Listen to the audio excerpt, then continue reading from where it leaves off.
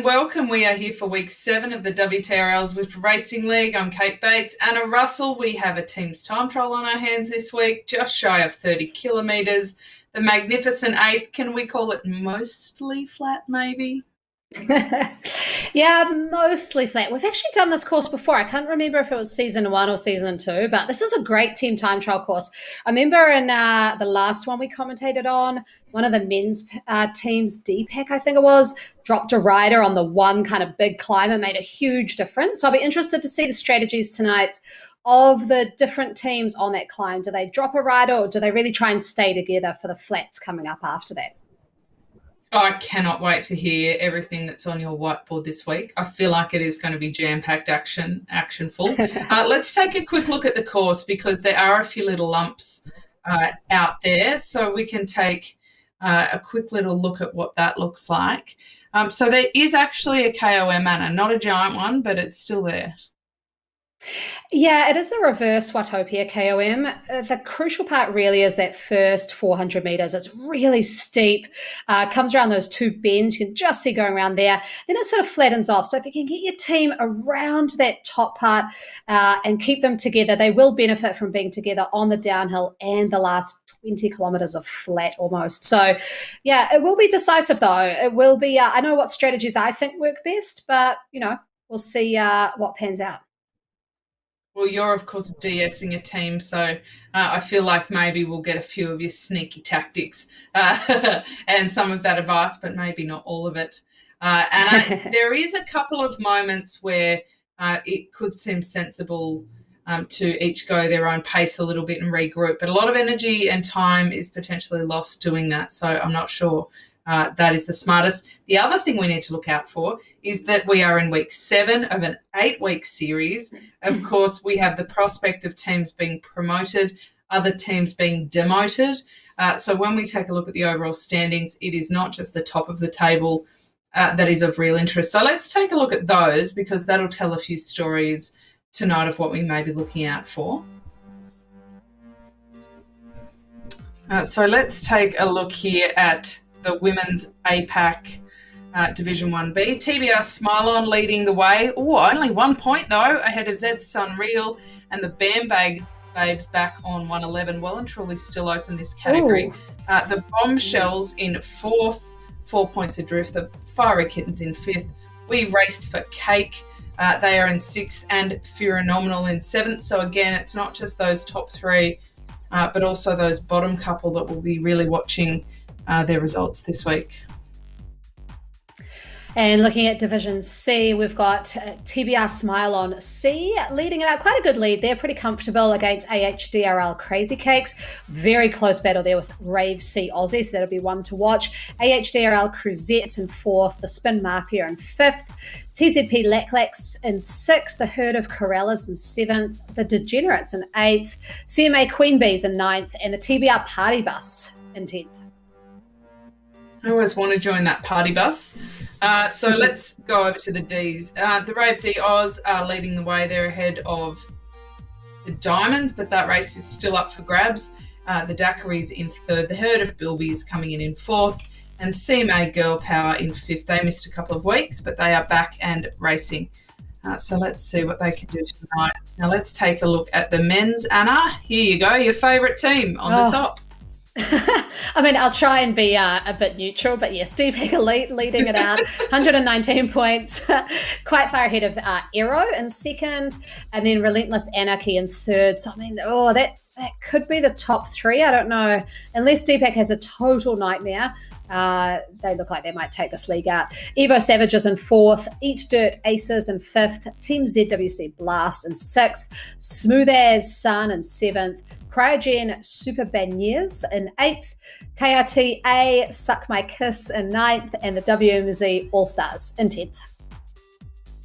All right, let's take a look at these B. We've got the Blowflies at the top. Again, another really tight race to the end here. The Dirty Sprockets only 2 points back on 116. WMZ Bs in 3rd on the same points, 95 as Eat Dirt Reynolds. That's probably the first time I've really understood that name. I like that. TBR 52, they are in 5th. The Mercenaries in 6th. All in all, it's a pretty tight race across this whole board here. Aeropress in 7th, TV Gungnir in 8th, Dirty Sprockets, K3 in 9th, and TZP Beta in 10th. Again, I think the Dirty Sprockets and Beta will be racing their hearts out this week to keep away from that 10th place. And looking at Division 1C, we've got Dirt and Ernie taking that out, but equal actually on the top with the AHDR Cruisers. That's going to be good to see. Herd of Aussie Ants in 3rd, and they're equal with the WMZ Chasers in 4th. Very tight battle. AHDR Commodores in 5th, the Cryogen Altides in 6th, Evo Flux 1 in 7th, Eat Dirty Calories in 8th, TZP Charlie in 9th, and TBR 46 Tooth in 10th. Who doesn't love a dirty calorie, right? Over to the D division. We've got the drafters leading quite comfortably ahead of Zero Dark Dirty. The WMZ Dodgers in 3rd, but they are pretty tight there, both on 102 points with the Herd of Nimble Numbats. That's a tongue twister right there. Delta in 5th, Dirty Deeds in 6th. They haven't managed to register a point yet, but maybe next season. It is good, Anna, to have had so many teams sign up. They all have the best intentions. So let's see what happens. Now, we've got some images from the women's. We will be trying to cover all of the women across the board here. We've got Phenomenal that we are watching at the moment. This is actually, Anna, this is the team I race for. Others. Yeah, I race for this team. They're only 4 because you're here talking. Is that why? Yeah, because I'm supposed to be out there and I'm busy talking. Yeah. No, I race in a different league for this team, but it is an awesome team. Very, very community focused. So I think this team seems to be a lot about sort of learning the craft, not really worrying about finishing position and just making sure they all stay together. But yeah, 4, not ideal, but I know it's a pretty tricky time. For some people, you can see there a couple from Great Britain, America, and Italy. So it is a very odd times probably for this group. So hence why a couple may have dropped off, could have missed alarms or things like that if it's about 3 a.m. Yes, it is. Certainly goes across a few time zones here. And a missed alarm, it wouldn't be the first time for any of us. I've certainly been guilty of that myself. But what's important, even if they only have 4, is that they are looking fairly neat and uniform. There's no big gaps opening up there at all. Anna, I know that you love your whiteboard. I know you love your time trial strategy. Let's just revisit a little bit all of the different kind of tactics you can take out on course, because it's not that one is far superior to another. There's a few different ways you can do it. Yeah, I mean, the sort of analysis I went into this week, if I can say that, is the difference really, I DS for 2 teams. One's the Prem division where you max out at 5 riders. The other's the community division where you have 6. And there's actually a big difference between trying to keep a straight line draft strategy with 6 riders who have got quite high variability in their power profiles versus 5 riders who at the Prem League are sort of very similar in their power profiles. I think at the Prem League, 5 riders, similar power profiles, straight line. So if you've got maybe even 6 riders, but they're all quite similar, a straight line strategy will probably work well. I'm thinking we're actually going to give it a little bit of a try in the racing coming up tomorrow, is going with a straight line strategy ordered for the first 2 riders. I actually talked about this a while back. You know, I called it the kind of the mixed strategy, and then the other riders blob behind them and just kind of move around as they see fit. Because even though we call this a flat course, it really goes up and down a lot. So it is quite hard to stay in a certain draft if there's a heavier rider in front of you, or if you're going uphill and there's a lighter rider. So yeah, I think maybe alternating order at the top 2 and then blobbing in behind could be a good one to give a shot for this course. Well, there was a lot of chat this morning on our Chicks Who Ride Bikes Bunch Ride about the draft and how the draft has changed in game and how everybody is trying to now get used to what this new draft looks like and how it's changing the way they ride. Have you experienced that at all, Anna? Because I feel like I've noticed quite a bit of difference with that. Yeah, definitely. I mean, the hints I would give are that when you're trying to stay on the wheel of someone, you should always have that alert coming up saying close the gap. That's how you know you're kind of in a perfect position. So close the gap around 3 meters. The other thing I've noticed is it's not actually you who kind of moves around. It's kind of the rider who's coming up behind you. So if that rider's coming up behind and they push a little bit too hard and come off your wheel, it forces you to the outside of the road, and then that rider goes up the middle. So that's what has been quite interesting. I don't know if that's actually what's happening or if it's just something I've sort of maybe noticed anecdotally, but I sort of feel like you can be on a wheel and then suddenly you're off the wheel. And that's quite disconcerting because you haven't really done anything. It's been the rider behind you. Yeah, and a really interesting commentary that's been made about bunch rides is people are finding that if they're in front of the beacon, they're able to sit a lot more comfortably than the minute that they're behind the beacon, which I think is changing the dynamic of some bunch rides as well. I've been making my way through all the different bunch rides, Anna. I've had some amazing groups to ride with. I've had some others that are a little bit more animated, but all in all, it is quite a good experience. Now we're just watching We Race for Cake here, and they're going. This is Liz Hall. That, well, I say we've got the camera on her, but this bird's eye view, you can't see anyone too specifically. But they are going up this steep section of the reverse KOM to start. There's some gaps really opening up. This is pretty dangerous territory, but they don't want to then have to wait too much because that really wipes momentum and speed off. So they need to be pretty careful here because they've got two riders at the back there who are not Kerry Westwood, who is on her own, and also we've got Jen Lewis, who is on her own as well. So this is this is kind of textbook what we're watching out for, what we don't want to happen. Yeah.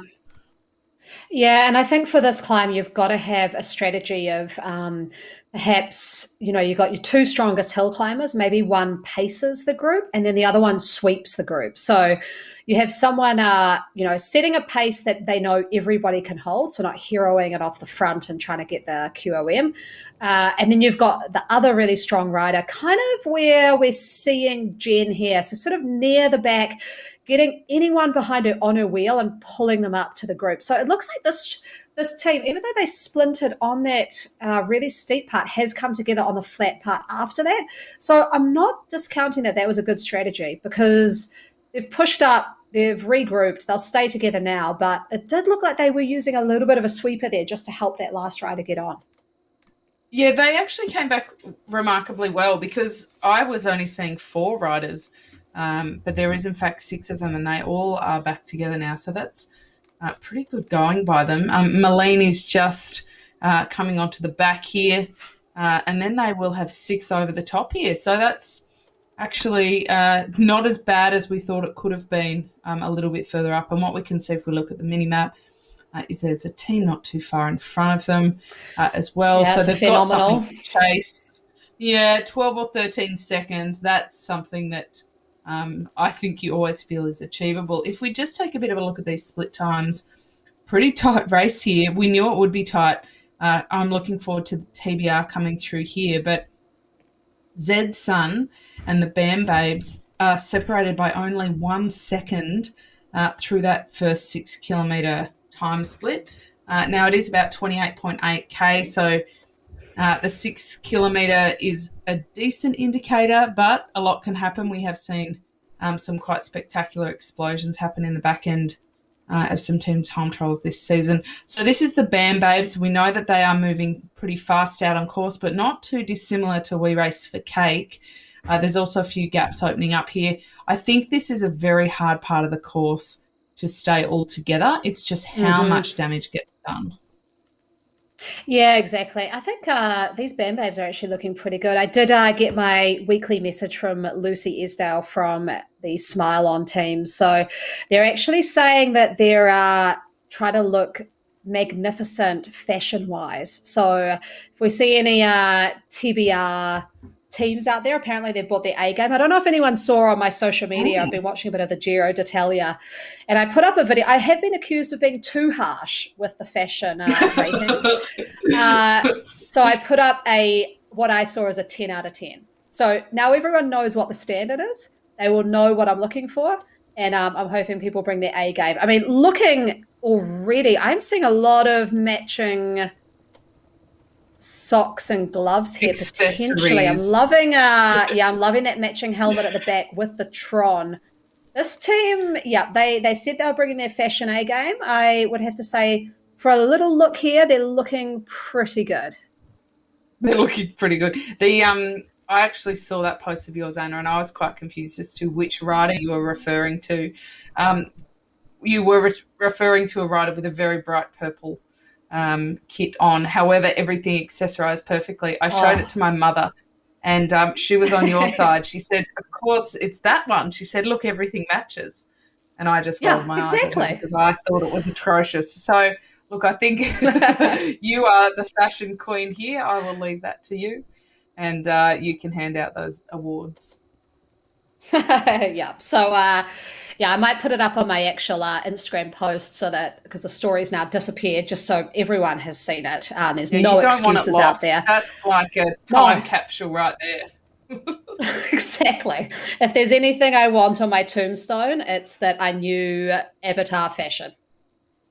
Yes, yes, indeed. All right, now we are taking a look here at the league leaders so far. TBR Smile On. They are the strongest team to date in terms of aggregate, but they have come through that first time split 8 seconds adrift of Zed Sun. I'm not concerned about that, Anna, yet. I think it's pretty early days, and if anything, I would imagine that these ladies will be very organised and concerted toward the back end of them. So Mon on the front, she's one of the best pacers in the league in terms of knowing how to hold an overall effort. So that's a pretty good decision to have her on the front there. And like we've seen with some of the other teams, they look to be rejoining in a fairly civilised fashion. So far be it for me to criticise the gaps over the top. There seems to be quite a bit of method to their madness. Yeah, we've seen this already a couple of times going up that steep part of the climb. I think people are just sort of hitting that. I mean, I had actually talked to our Saris men's team about the best strategy for this course. And they did mention as well, you go for that first bit of the climb, just full noise, because it's so steep that if you're trying to hold back, you're just going to end up in that spiral of death with really, really low cadence and put way too much torque. So it does look like people are doing that, kind of going at their own pace. They may drop off a little, they may go out the front, and then they all come together on this really long flat part. It's really only that first bit, then a little bit of a false flat, and then it kind of just sticks around 1 to 2%, not really hitting up too high. So yeah, it just seems to be a strategy that works. I mean, Zed Sun, you can see there from the splits. We've got them on screen. We've only got 5 riders, but I mean, close between them and the Bam Babe. So that's 1 second off 6K in. So they've got the lead, but there is a very tight race at the top between those first three. Well, we've got 6 riders on course for Dead Sun, only 5 there at the moment. We've got Margot Jaquette, who, of course, Anna, how can we forget the performance of last week? She was simply phenomenal. Out there, we've got Kath Millen, Sue Jones, Willemijn de Roo, who we seem to say her name an awful lot this season because of her incredible performances. Sue Jones and Lucy Chatfield, they have a very strong team all around. There's Lucy Chatfield. She's off the back a little bit. An early sacrifice, perhaps. Lucy is normally pretty solid and pretty reliable rider. You were saying that there is quite a difference, Anna, between having 5 riders and 6 riders. 6 riders certainly gives the opportunity to quite strategically use people throughout the race for what their strength can be for an overall fast time. Yeah, I mean, it's because if you look at the Ks that they've done now, I mean, what do we say? It's just under 30K. So they've pretty much got 20-ish K, give or take, once they descend to the bottom of that climb. 6 riders on this part of the course will be so much more beneficial than 5, just because it's basically dead flat now. It goes through the desert. You got a little bit of a rise coming through the tunnel, but nothing too high to speak of. It's this part that you're going to gain time. So it is imperative you're not dropping riders, 6 kilometers into the race. And just with 6 bodies, I've found if a rider's getting tired, someone can miss a turn. It's not really a big deal. If you're down to 5, you've got a couple of risks. One is that you need to finish with 4. in the community league. And what if a rider has a technical? You've always got that kind of in the back of your mind. You just want a spare rider up your sleeve, especially for this part of the race. So yeah, 6 trumps. But looking at Zedsan, I mean, these guys are pretty legit. Willamine, we've seen her, Margot, like you mentioned, Katie, like amazing racing last week. I wouldn't be too concerned here because they can just put out a lot of power, and they're pretty strong in this kind of terrain that we're heading into now. Yeah, it's interesting to consider the different kinds of riders who are better on different courses versus the team's time trial. Some of the riders, Margot might be a good example. I'm still going to call her rap name of M. Dot because I just really love that. I like it too. Yeah, I mean, I wish somebody called me K. Dot through my career. That would have been cool. Is that I do think that some of the riders who haven't been on Zwift for a particularly long time and are on some lower levels, this is a much more challenging event for them, and it's nothing about their physiology, and it's far more about technique and skill in game. And I've noticed, I've been just kind of playing around with different in-game features to compare it because I came to the point, Anna, where I thought I still ride in Zwift like I'm riding in real life, but there's actually a real nuance to it. And sometimes I find myself in the wrong position in a sprint or something because I'm assuming something from in real life. Now, you can broadly use a lot of the similar strategies, but there is a lot more nuance to draft and to overall holding a consistent power than there is out on the open road. So I do think that the riders who are up in the level 40 and above just have a little bit of an advantage in a race like this than the riders who are, say, 20 and below, who might still be figuring out all of those in-game features. So what level are you, Katie? I'm only 26, I think, Anna. So I've still a bit of work to do. Could I potentially beat you in a sprint, in a virtual sprint, with my level 42? Look, sprinting, I don't know. My big thing has been to try and break 1,000 watts on Zwift. Oh gosh, I got to 9. That's not going to happen. I'm not going to do that. Okay, no. Yeah, so don't worry about it. And I thought, all right, I'm getting there. But it is a very different kind of way to sprint and accelerate I realise now that when I'm in real life, I throw my bike around a lot more to accelerate. But on Zwift, you can't do that. And so I think it's also, if you're doing a team's time trial in real life, you might move around on your bike a little bit more than being on a trainer allows you. And so you really are stuck in one position for a lot longer. Do you then take the opportunity when you drop to the back to potentially get out of the seat? But if you do that at the wrong time and miss that wheel, that can have a much bigger effect. And so, yeah, there I am learning about those nuances. But I wouldn't want to chase you up a hill, Anna. It turns out that in the virtual world, I'm no better on climbs than I was. Was or am in the real world. All right, we're going to take a look at the men real quick, Anna. Let's flip over. All I heard was 1,000 watts, and immediately I'm out of the game. So I'll leave you to that sprint training. But we got here Cryogen first to start in the men's racing here, the C category. I would say Division 2. They're looking okay up this dirt section. Like, I wouldn't say they're tight. If they're kind of falling apart here, I would really be interested to see what's going to happen on the Watopia reverse KOM, because it doesn't bode particularly well, I would have to say. But, they're only 5 kilometres in. They might just be getting used to riding with each other. Looks like they've got a few sort of different countries there in the mix. 2 seconds off the back already, though. Not fantastic start. We're not loving this. Something from your whiteboard last week, Anna, and your delightful explanation about rolling resistance. When I was watching the Giro this week and watching Bernal accelerate away on the dirt and the gravel, it's all I could think about was the rolling resistance. And I That's saw it in a very different way to how I previously would have. So thank you. You've enlightened me. no problems. I actually had an engineer message me and say they really appreciated that discussion because it's got so in depth about the engineering um, of riding a bike. So there we go. It doesn't appeal to all, but appeals to some. But before I Excellent. touch on a little bit on cryogen, that finish on that dirt road was inspiring. It was amazing, wasn't it?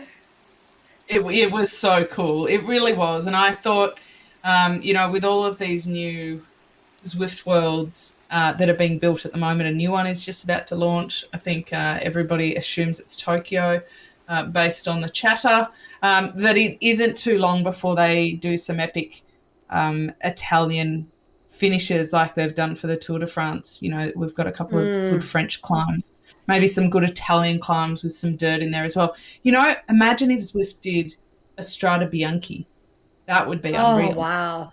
with all of Yeah, that. like So there's my request to any programmers who are listening. yeah, I mean, I think that'd be fantastic. I think one thing that would be awesome, especially in these time trials as well, and just when you're talking about Strata Bianchi and how important it is to take the right lines, is once I think steering is a little bit more sort of widely used, having steering in a team time trial would be pretty cool as well. Like being able to pull off your turn at the front instead of kind of having to sink to the back and then sprint to get back on. You could just sort of Yeah. veer around. I think it's just it could add quite a new dynamic to this team time trial form, which would be exciting. We have popped back to the TBR party bus here in the women's C category. This looks like a little bit of fun for the party bus. They're going pretty quick. Look at TBR Smile on C. They are punching well above their weight because they could be doing pretty well in the league above, actually, based on that time of 10:01 through that first 6K split time. Like we said, it is 28.8K. So it could be either an indication that they're on an absolute belter, or Anna, it could be an indication that they've gone out hard, and it might be a bit difficult. But look at this, the party bus here on the bottom. But Yeah. what a ride they're having today. So I think that probably indicates more that they haven't been able to field a team every week. But when they I do, think they're absolutely.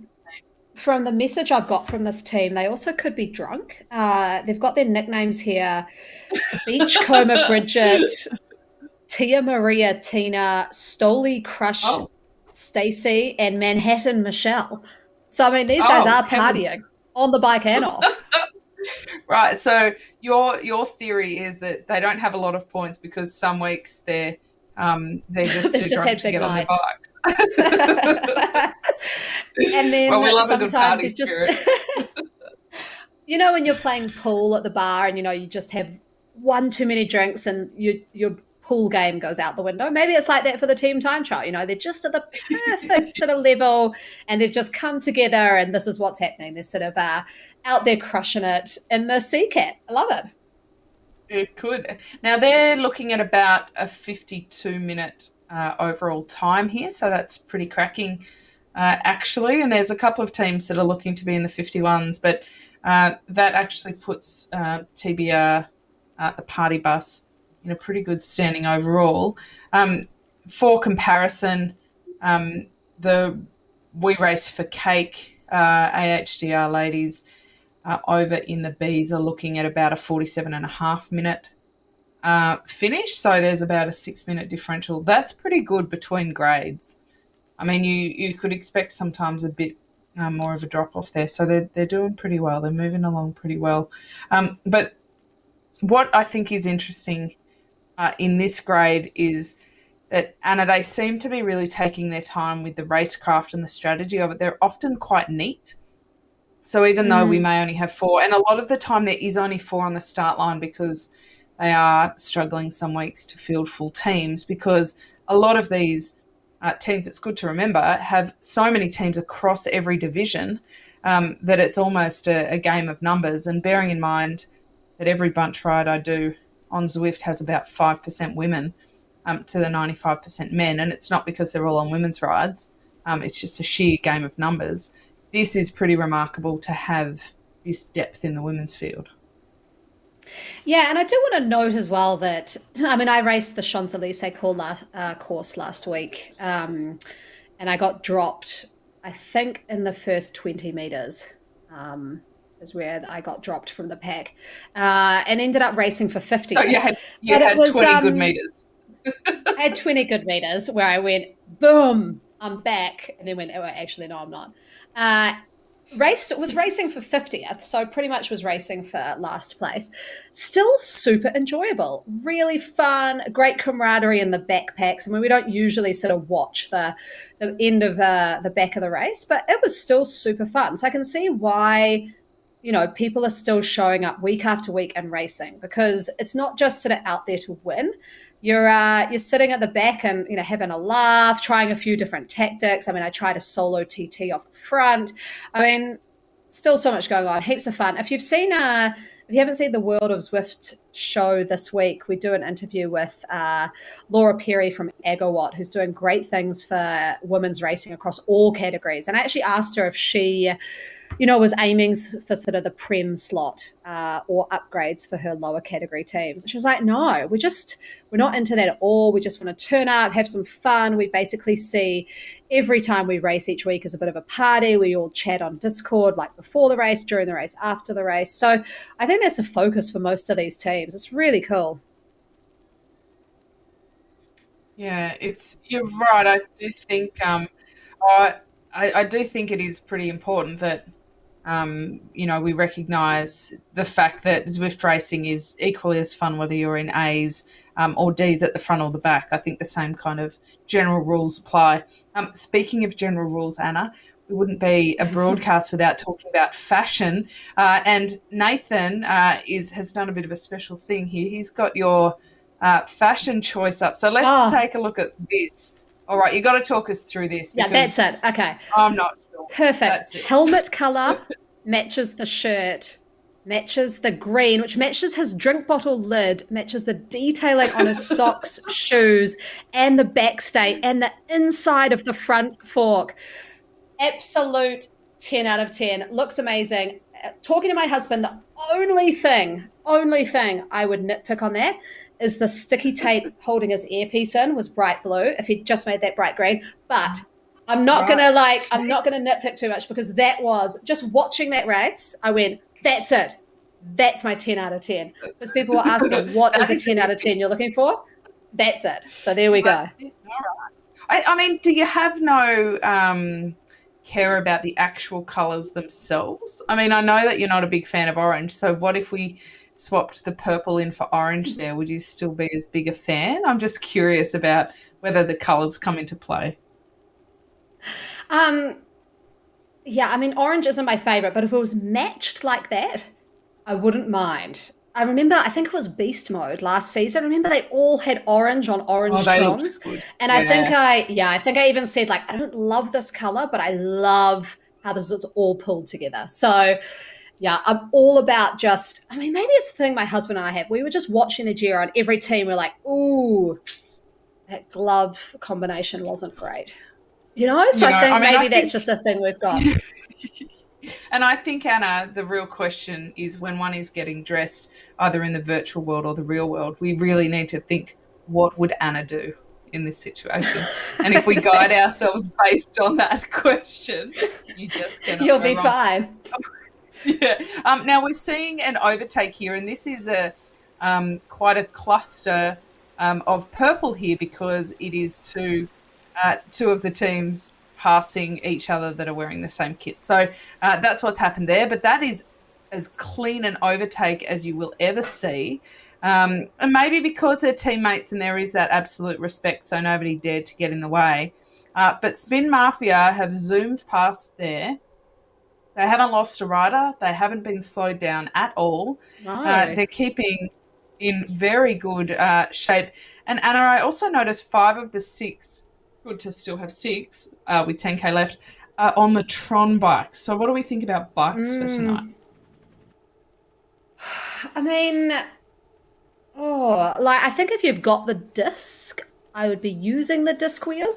But what we've found over the weeks, Katie, I think, is that so many people aren't at that level, whatever you need, 38-ish, to get the disc wheel, but they can just go ride elevation. So I think more people have Trons than they do the disc. And it just, I mean, aesthetically, it looks nicer out on course than the disc wheel does. That Tron always sort of, you know, it's a nice highlight out there. So I think people just kind of, a lot of people I talk to. I should have known bike choice would have to do with the look as well for you.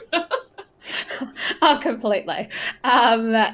And I think, yeah, people just like the Tron. It's a bit different.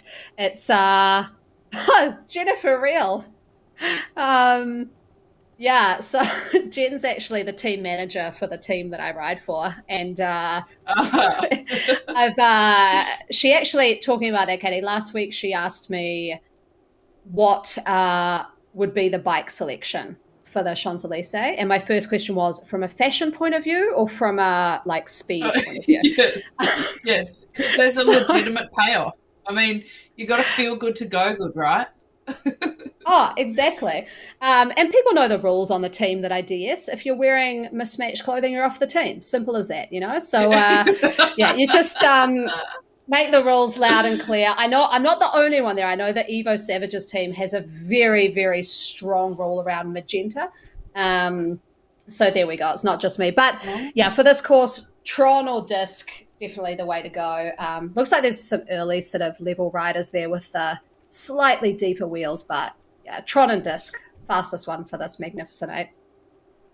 Yeah, I'm also wondering how you enforce those rules with your toddlers when they get to the point where they like to dress themselves. Because if you have any tips, pass them over, because my children are currently rocking around looking rather homeless based on the fact that they want to dress themselves.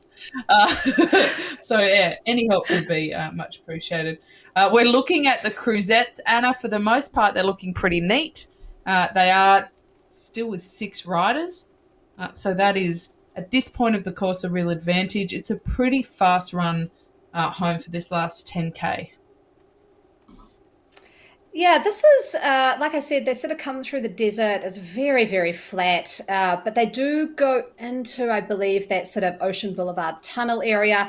Couple of little ups and downs, and there's what the people, I've been on a few group rides like you, Katie. I'm kind of getting out there amongst some of these community rides, and I know that this sort of part of the course coming up is referred to as the Desert KOM. Maybe it's kind of like an unofficial name, sort of where you come out of the desert, it goes up to about 3%. Another little tricky part, especially if people are getting really tired, again, that's probably a good time to send a sweeper to the back, just make sure no one drops off. But yeah, I mean, basically over that reverse KOM, you're sort of sitting pretty with, rave team. I'm hearing the rave music. Yeah, yeah, they're getting on it. I mean, you can't really be called Team Rave without a few rockin' tunes going on there as well. Oh, speaking of which, did you see Chris Froome's playlist, his Zwift playlist, Anna? No, I didn't. Did you? Well, it's bad. I mean, I think by any of our standards. And the commentary around it was that I knew Chris Froome liked to suffer, but I couldn't have imagined this. So I'll have to get that out there so everybody can make a view for themselves on that. But I do think that your playlist can absolutely make a big difference to how you're going out on course. And even the pace that you're setting, the cadence that you're holding, you know, how aroused you feel in terms of your heart rate going up and, you know, your adrenaline and all that sort of stuff. So it can be a real factor, and they do talk about that a lot, even in warm-ups, with how much the riders might, you know, crank something up and be super ready to go, but then they're full of adrenaline, which ultimately bites them a little bit later in the race. So this is probably the time where you'd want to get that pumping music going, because they're within the last 10 kilometres and it's kind of leave it all out there kind of territory. Yeah, and I think, I mean, I'm very lucky. We've got a record label executive on our team, and every week pulls together a playlist for the specific race course we're on and the kind of racing we're doing. So every week I have a totally banging playlist. So I don't do it Chris Froome style. I've got some fantastic music that we have playing, and agree. I was actually part of a study where we had to sit on spin bikes and do interval sessions. It was 3 different sessions, and each one had a different type of music playing. So I can tell you that the study did find that high beat music, so dance type music, like we just heard with rave, does lead to a slight increase in performance. However, if you get too pumped up and that impacts your performance, that's where there's an issue. So if you're drilling up your heart rate in the warm up, not the best. So kind of like ease into that sort of rave type music.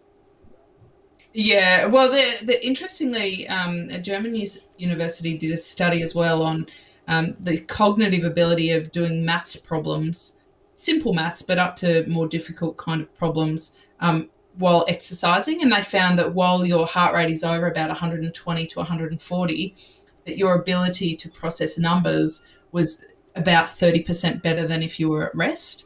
And I think that's a really interesting part of having all this data thrown at you too, that normally you may look at the screen and think this is overload, but actually when you're out there, your brain has a bit more ability to process it all. So it's quite interesting. I think the human brain's a pretty interesting thing, and when it is overloaded with this and also the physical effort of it, everybody definitely has a solution that works for them between the music and the display. Have you tried the no information display yet, Anna, while you've been riding? Yeah, I have.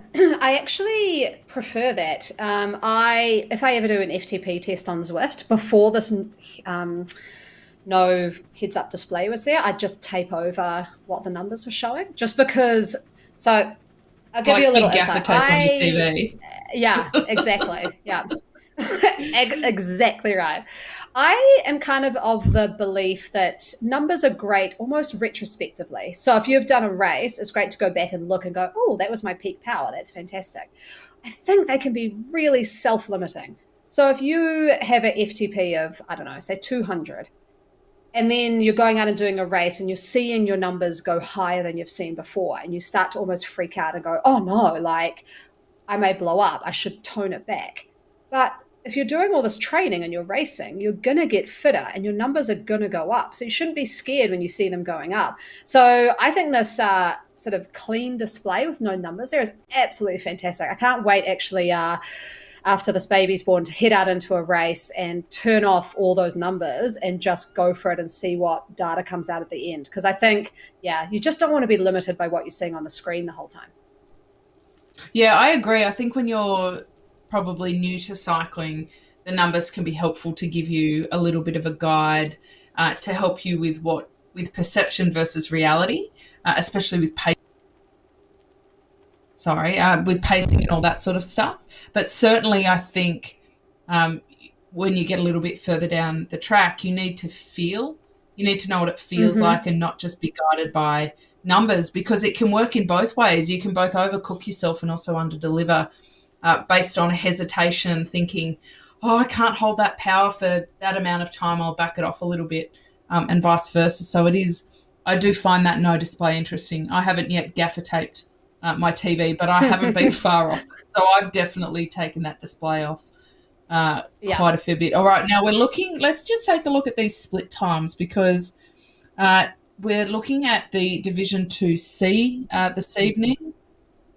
So we're trying to get across all of these divisions across the 8 weeks, Anna. It's been unreal to be introduced to a few new teams. We haven't seen the Cheetahs, which is a curious name, I might add, for a race team, but their kit matches the name. So the Cheetahs, we haven't actually seen them duck onto the time splits yet, so they're not in that top 10. But we've got some pretty fast times. Again, 9:50 from the Choppers. They've come through.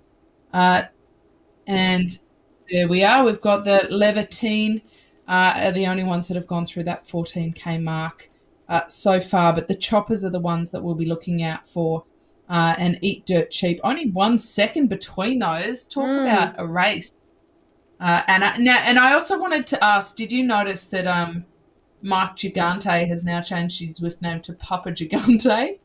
So that made me laugh a little bit. And I'll also give a shout out to A shout out to Sarah and her mum Kerry, because when asked, Sarah, of course, had some pretty nasty injuries from a fall in one of the Spring Classics. And when asked how she was doing, she said she's doing well enough that she's now dropping her mum Kerry in Zwift, that Kerry can't keep up with her anymore. And I screenshot it because I thought, this is my future. There will be a time where my children start going faster than me and it's kind of all over. And so the Gigantes are well and truly there. But they're all on Zwift and they're all very keen out there. So I think our next project is to rally Kerry to change her name to Mama Gigante. I think we've won if we get to that.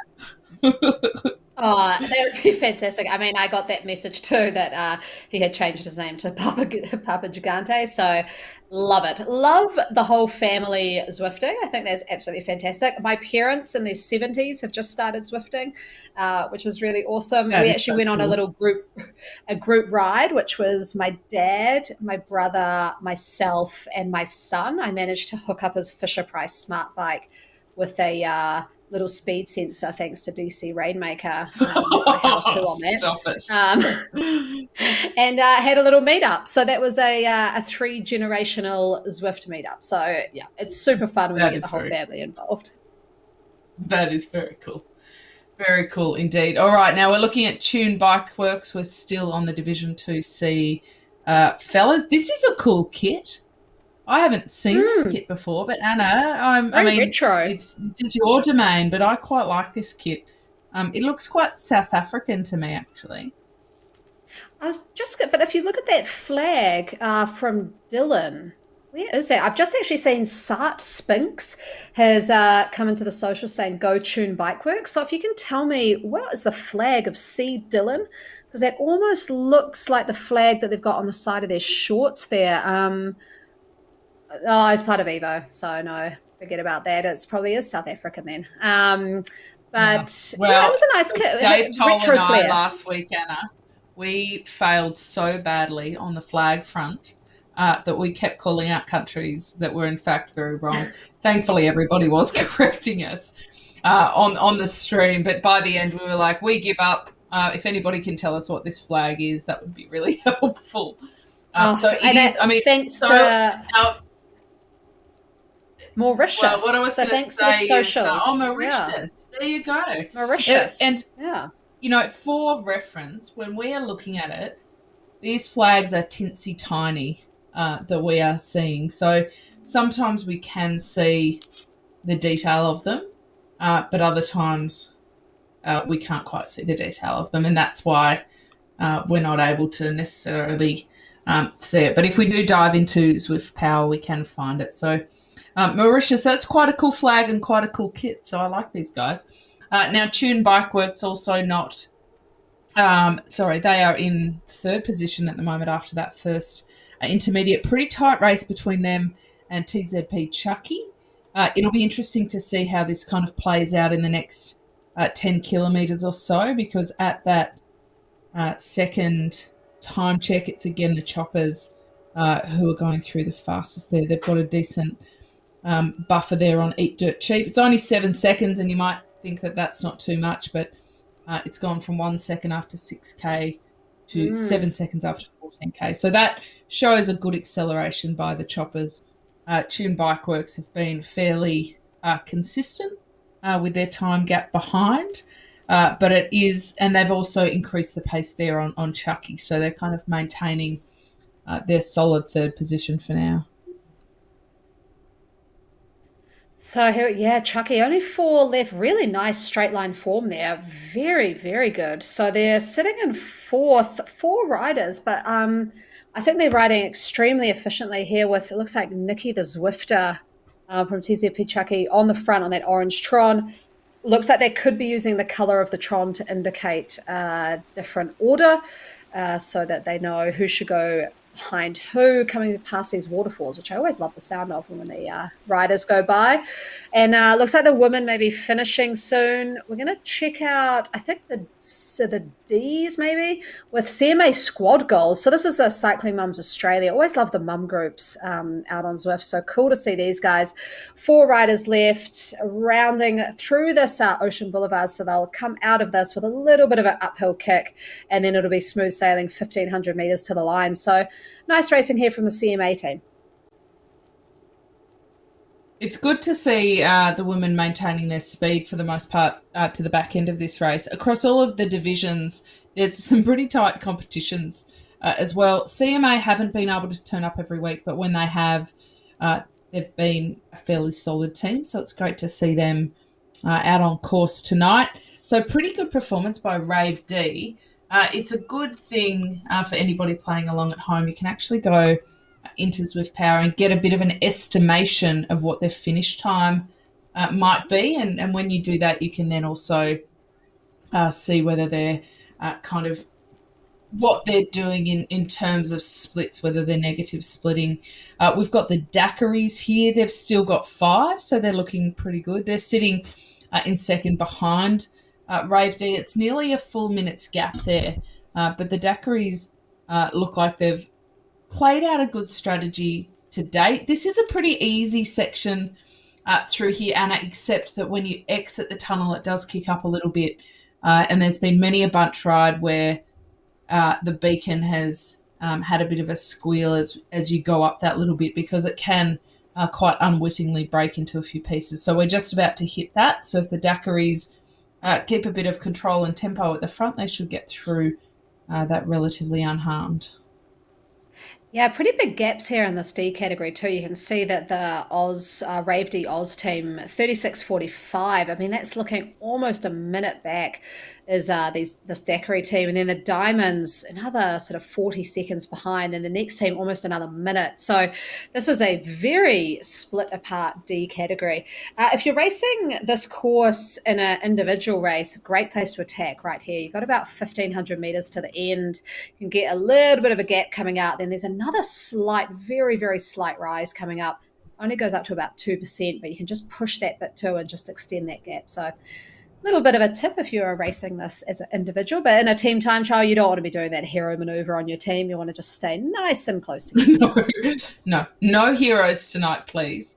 That makes you quite unpopular at the virtual pub later if you're doing that. But I do like to see that. I mean, this is a little bit split apart, remembering that for the most part, a lot of these teams are very new to racing, and quite often we will see one or two of these teams and a lot of the riders feature quite prominently in the Cs and the Bs in the future seasons. So now that we're toward the end of season 3, Anna, I feel like we've seen quite a few little Zwift careers flourish as they've started kind of learning the art of racing in the Ds. But there's a bit of a mix. There's some of them that won't be there for a good time, not for a long time in the Ds, and there's some others who are literally here to have to drink daiquiris, to talk about diamonds, and so on and so forth.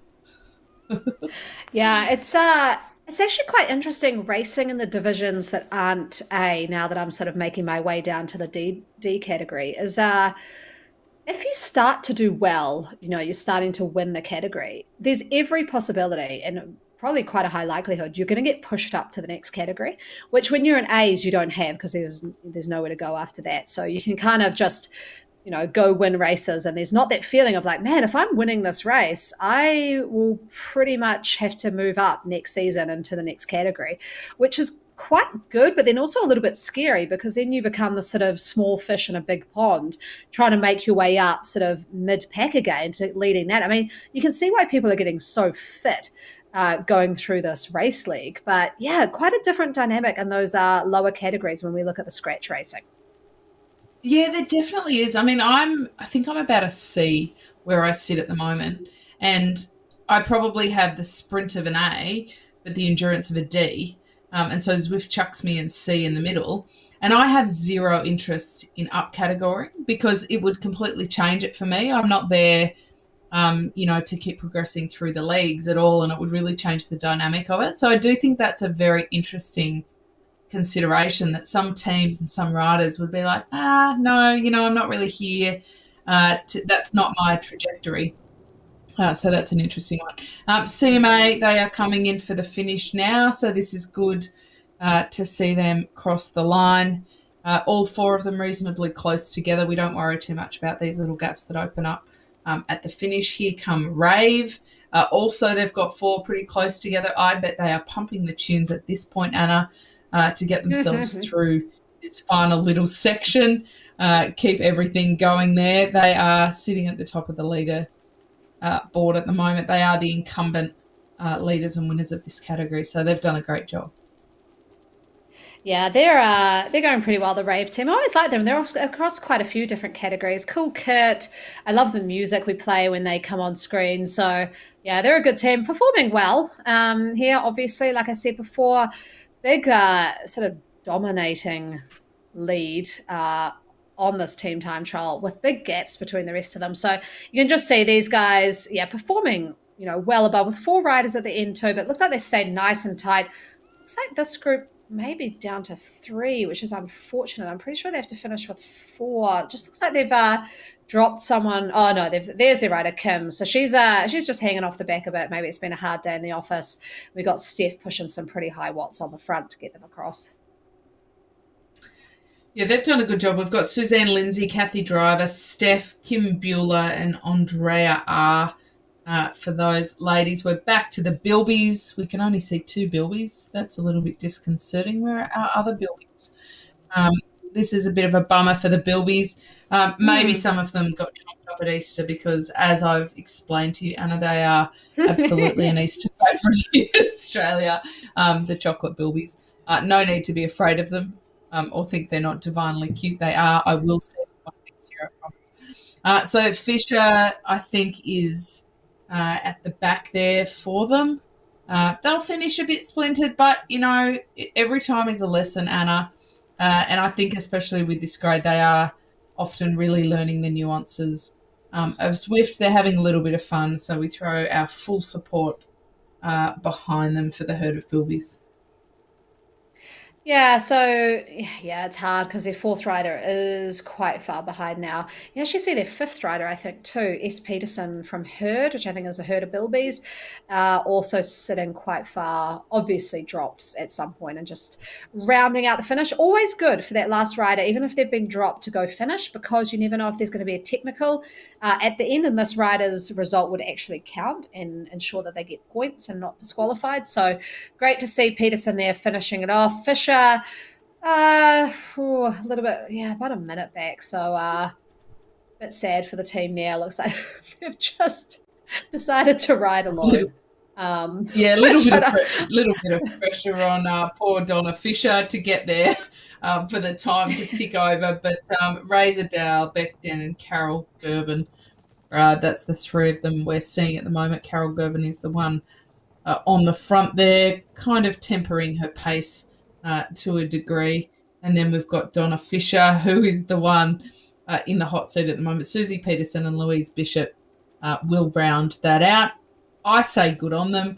There's a certain bravery, I think, in teams kind of exploding out on course, because I think if you never really test your limits, when everybody comes to the finish in this perfect unison of 6, I always think, well, what would have happened if they pushed that little bit harder? So, I don't mind this. I mean, it won't get them the points that maybe they want, but, in the greater scheme of things, it's all about having a little bit of fun out there. I do think it's quite hard when I'm de-essing. I always do like a few little check-ins, like, how's everyone going? And you can hear like, good. I'm really struggling. You think, oh no, this isn't great for that one person who everyone else is feeling great and firing on all cylinders, and then there's one just being like, this pace is demolishing me. And it's always just my heart goes out to that rider, because it just be so unpleasant. Yeah, Donna Fisher, we're sending you some love. It is not an amazing day for you. In Australia, Anna, we'd say we had a total shocker. Is that something you'd say in New Zealand? Yeah. It's pretty similar, right? Total shocker. Yeah, similar. Total shocker. There ain't nothing wrong with having a total shocker, by the way. It's just what I would say after a race like this. But they will get across the line, and now they can all. Was it last week, Anna? You were saying you get a virtual coffee if you know at the end, and I thought a virtual coffee. Gee, that's a little bit slim pickings. I think like maybe a bottle of champagne in the post is possibly more appropriate, but we can work on that. All right, now we're flicking back to the men for a second here. Let's just take a quick look at that while you contemplate sending your riders virtual champagne or actual champagne. So Cryogen, they are pushing toward the finish now, remembering it's just shy of 30 kilometres. We have seen this section, Anna, they go up this little pinch at the back end, and then it is full power home. So far, Cryogen have had what I would say a solid day out on course. They're sitting in 8th at the moment. Eat Dirt Cheap are the ones that are certainly taking the day away. But it looks like they've got 5 riders left. So that's good, not down to 4. And they do look to be keeping their pace quite solidly and their power solidly. But look, we're watching Tom's at the moment, and probably the one commentary I would say is Tom's looks very comfortable with his heart rate at quite reasonable level. And so I think that they are looking after each other out on course fairly well, rather than really pushing that limit and dropping anyone. Yeah, just it's quite interesting picking up on their heart rate. That is a very low heart rate. I mean, unless this person is in their 60s, which I'm not sure they could be. That's quite it's quite a low heart rate. Yeah, exactly. So yeah, they're finishing off fairly strong. I mean, kind of coming in the back end of the field. Cryogen, though, usually very, very good team time trialers, just because they've taken part in the WTRL Team Time Trial League for the last sort of year or so, and it looks like Tom's is actually female, Katie Toms, so, and a veteran, so that could be the reason for the low heart rate. I can just see her there, I think, yes, with the what I call the cheese cutter hat. But apparently it's called a newsboy hat, so I think I had that wrong. Is it not a beret? I mean, am I just not cool enough to even know? It's definitely not a beret. It's not a beret. No way. I think it's called a newsboy, but someone will be able to tell me on socials. Is it a newsboy or a cheese cutter? 2 of them there, though. So it's something you get around level 35, because I remember being super disappointed that was all I got, because I'll never wear that ever in game in the history of my Zwifting. And Virginia Canvaroo as well. So a mixed team here, doing pretty well, actually. So we said, I think I'll agree with you, Katie. It was a solid day for the Cryogen Alto de Letras. Looks like, yeah, they're pulling through strong, like that they're all still together. Oh, and that's a very cool bike, actually, that Virginia has. I used to have a Zwift, not a Zwift, but a Swift bike that was that exact same magenta color, and they're very beautiful, very striking bikes. So we've got a mixed team. It's good to remember that this is actually a mixed division, not just men's, but we don't often see that many women racing in it. But I love it when we do, and we have seen increasingly more. This last season was the first time we had the mixed division, which was cool. We've seen increasingly more the ladies joining these teams and using that as a development path as well. What we do know about the physiology between men and women, we can't say that the men are just stronger, absolutely not, but they do have quite different power profiles in terms of the way that their power spikes throughout a different ride. And so even things like acceleration vary quite a lot between the men and the women. So getting to ride a team time trial and learning that is quite an art. So I applaud these guys for doing that, because it looks like they've taken the care to actually make sure everybody is doing what they can without unnecessarily getting rid of anybody. So that is absolutely unreal. Evo, Kerry Kumar, actually I did a ride with them yesterday. They are unreal. It's one of the best women's rides on Zwift at all, and they're an all-girl team. So I'll have to take a look at that and where they are. But it looks like The Evo women, we've got Janice Bouquet, Charlie Dillon Cambridge, Jennifer Lepp, Kerry Kuma, and Alison Watt are the ladies there. We've also got David White in there, who is, can we say token man? I mean, usually it's the token woman, but great to have a fella in there. But go the ladies. That's unreal to see them lining up in here. Yeah, they're doing great. I'm kind of taking a leaf out of your book, Katie, and joining in a whole bunch of different group rides. And yeah, the Evo ones are really good. So Janice here, coming through to the finish. Great look there, gotta say. Dirt, this is the Eat Dirt Cheap team, doing very well. Coming into the last part of the course here, they are absolutely stomping. Although they actually are choppers, not too far back, only 3 seconds. Ooh, so this has been really close all tight, day, actually. hasn't it? That could be tight and I because actually Dirt was called it, behind.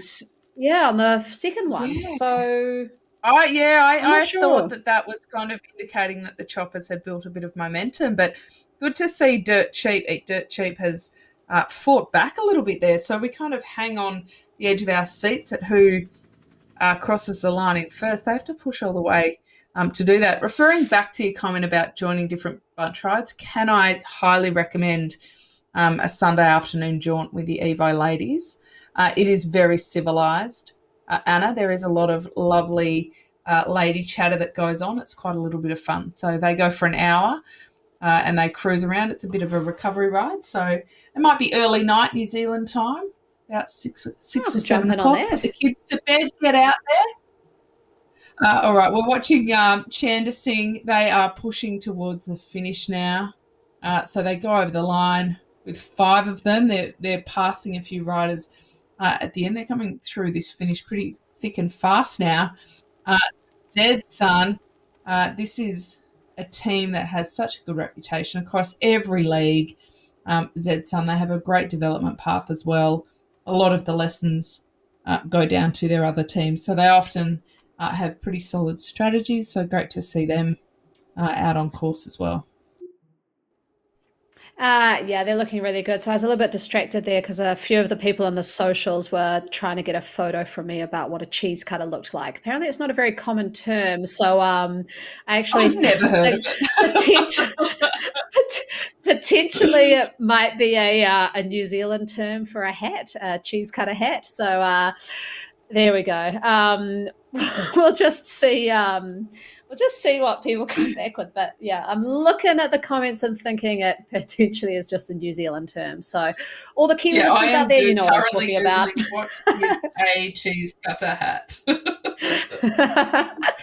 Well, it kind of looks like the one we saw on screen. But looking at Zed Sun here, looks like they're opening up a little bit of a sprint there, finishing very strong, sort of sitting there. Where are they sitting in the top 10? I can't actually see their name there, so not sort of sure where they are in the lead, but they've had a strong race. And looking at Watt here, they're coming through last 1,500 meters, and looks like they've got all 6 together, so doing really well here. This is the team we saw a bit earlier on, the Evo team. They're riding through the desert, and yeah, mixed team like this. They've done well. It's tricky to stay together on parts of that course.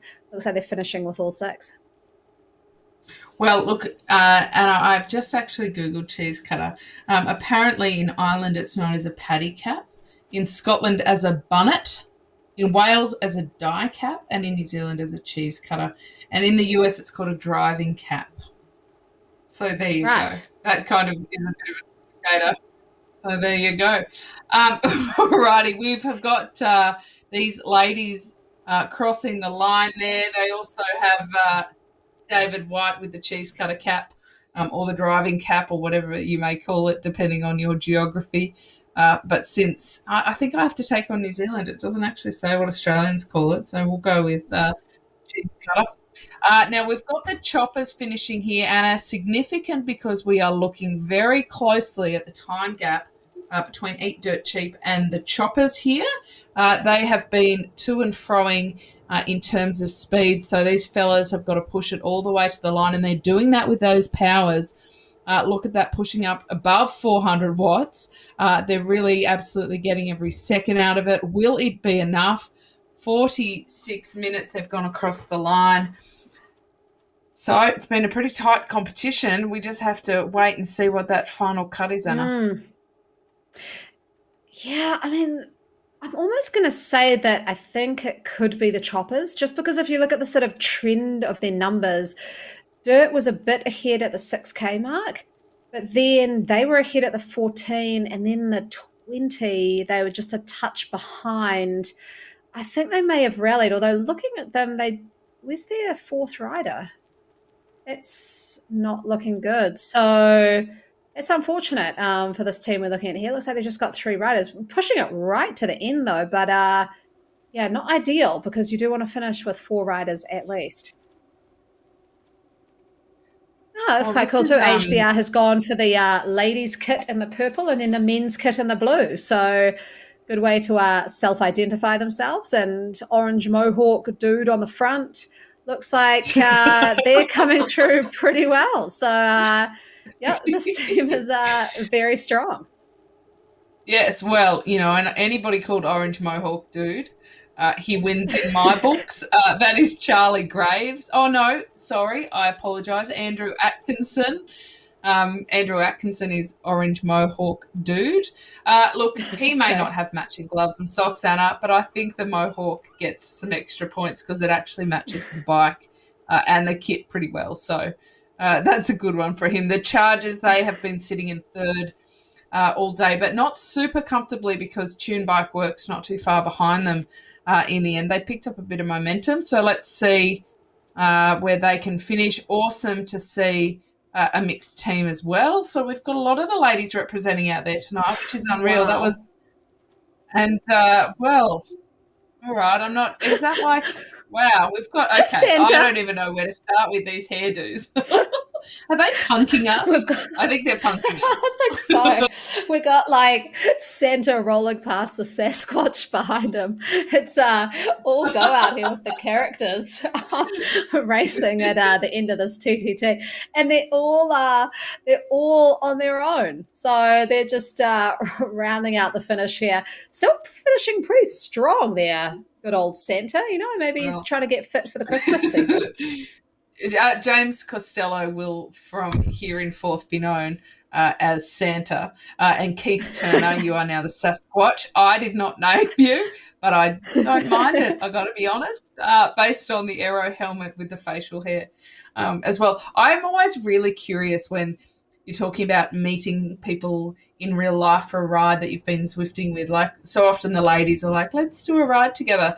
And I always think, will it be, how different may they look compared to their avatars? Because I think there's some people who use it as a bit of an outlet, like I really wish I could grow that facial hair, I'm going to put it on, versus people who try to be very, very true to what they do. GP Llama is a good example of that, Anna. It's always totally hair bored. on. So, I think you could have a little bit of virtual fun there. What do you do, Katie? Are you twinning with your avatar, or are you going crazy? Yeah. No, I twin with my avatar. Maybe I should have a bit more fun. But I don't know if you know this, Anna, but I'm actually an accountant. That's like my professional training. What? So I think, yeah, I know. Don't judge me. I think being an accountant is like incompatible with being able to have a really funky avatar. On Zwift, because you've got to choose one or the other. We've actually got results, so we will take a look at those as soon as we can. This is a pretty good week of teams time trials. We've seen some pretty close competition across the board, but again, we have to look at the top end and the bottom end, because for every promotion there must be also a demotion. I feel like there's a physics law in there somewhere, maybe Archimedes' bath or something like that. We can unpack that later once I clear my Google search history of the cheese cutter. Anna, let's take a look at the women's results here and see what happened. All right, we'll start with the women, the B. Sorry, over to you, Anna. I'll let you do this one. So it looks like AHDRL Band Babes did take that out in a 44:17. Very quick, but very close behind was TBR Smile On, who was out to party tonight, we do know. Zed's Unreal, like Zed's Unreal, was in third, 34 seconds back. Look at how close that was between them and the AHDRL Bombshells. Nothing in it, really. Then a bit further back to the We Race the Cake team and BRT Fiery Kittens, and then Phenomenal about 5 minutes off the pace. Alrighty, that's pretty good racing, isn't it? My goodness. There's certainly nobody sitting up this week. All right, let's take a look at the C's. TBR Smile and C. What a cracker day they had. Minute 33 into the Crazy Cakes. It gets a bit tighter after that. Rave C Oz in third. Spin Mafia in fourth with the Cruzettes in fifth. The Party Bus, we like those girls. They did well with a bus full of, margaritas and daiquiris from memory. In sixth. In seventh, we've got the Herd of Corellas, and in eighth, we've got the Degenerates. And looking at D category, the Rave team, they just absolutely smashed it, 52-32, well back with the daiquiris. And then the Diamonds in third. CMA Girl Power, good racing tonight, I think, in fourth. And the Herd of Bilbies, who we saw a little bit sort of split up at the end there, they came in fifth. Alrighty, let's take a look at the fellas. The Division 2A, we had the Aero Masters, a good Aussie team. They took the win, 4.6 watts per kg average. They were not mucking around. Team ZWC Allies, 18 seconds back. It's a pretty tight race between them because then it's a minute 12 back to Bear Claw. But look at that, only a second then between third and fourth with the Vandals in fourth. So the whole way down, people were really racing all the way to the line. TZP Alpha in fifth, the Coalition Genesis in sixth. Feel like they must be Star Wars fans. The Evo Barbarians in seventh, and KRT Kiss My Anthea. They are trying to punk us, those guys, in eighth. We have to be very careful as we read these out, Anna. So let's see what happened in the Bs. And in the Bs, before I get into that, I do actually want to say I'm a huge Star Wars fan and I am so disappointed in myself. We commentated on May the 4th. I didn't even mention it once. So happy Star Wars Day to everyone for a few weeks ago. Way too delayed, but there we go. Division 2D, very belated. We have the Relentless Mayhem. Wow, that's really good result from them actually. 39.50. Quite a bit further back, so they've dominated, has been the Innsbruck Ringers, Dirt OG in third, WMZ Bumbles in fourth, TT1 Bruisers in fifth, the Aero Dynamics very close to fifth place, and then Evo Mad Max in seventh, TZP Bettermans in eighth, TBR 49 Tooth in ninth, and rounding it out, the AAVF team in 10th. Alrighty. Let's take a look at the C's now. We were on them. Holy moly. This is not what we expected. No. Zed's Unleashed, 44.32, 34.82 seconds ahead of Eat Dirt Cheap. Oh my goodness, this is not what we expected. The Choppers ending up back in third. 5 seconds adrift. We thought that Dirt Cheap and the Choppers were the two to watch, but Zed's Son have finished and on an absolute mission. It must have been that orange mohawk, Anna. That is impressive. Now, the Chargers, they came in fourth. Chucky, that is one of the most terrifying movies I've ever seen, in fifth. Yeah. It's not one that I'll show my children. In sixth, we've got Valhalla Levatine, Cryogen Alto Delatras. They were in seventh. Tune Bike Works. We watched them for a while. They were ticking along pretty well. They were in eighth. Dirty Chum in ninth, and the In-Betweeners, they are in 10th. I think the In-Betweeners are a band, but Anna, I'm going to have to Google that because, I'm not 100% sure on that one. But the names, Anna, I feel like they're trying to trip us up sometimes a little bit with that one. But we have had a pretty good week so far. We are in week 7. Can you believe that we only have one week left? Let's look ahead a little bit, Anna. Week 8. Are there any big upsets that you can see coming? Just that it's going to be epic racing next week. It's people will just leave everything on the line. Some of the team results, they are what they are now. There's not much you can do in the last race. So I just call it crazy tactics race. You've also got a new power up, which I've never seen play Yeah. in game before. So you know what I'll be doing all week is a whole lot of, I think it's the anvil. So what will I be doing? Some kind of velocity dynamics get in there. I actually just went to the Yes. museum and saw something on Galileo and all his little Ooh. what's it called, putting little balls down a sort of ramp, seeing which one goes faster. So yeah, I might get into some old school Galileo arithmetic and see how that anvil will play out. I like that. I like that. I feel like at the end of every week, Anna, like after it's all said and done, that a good photograph of your whiteboard might come in really handy for anybody playing along at home. We could make like a playbook, or maybe it's like a playbook where it's all very secret squirrel. Everybody needs to sign a confidentiality agreement to even get access to the whiteboard. Yeah, we can have more discussions about that. Anna, thank you so much for joining us tonight. We've got one more week of racing, so I can't wait to see everybody along board for that. Have a great week, everybody, and we'll see you next week for week 8 of season 3.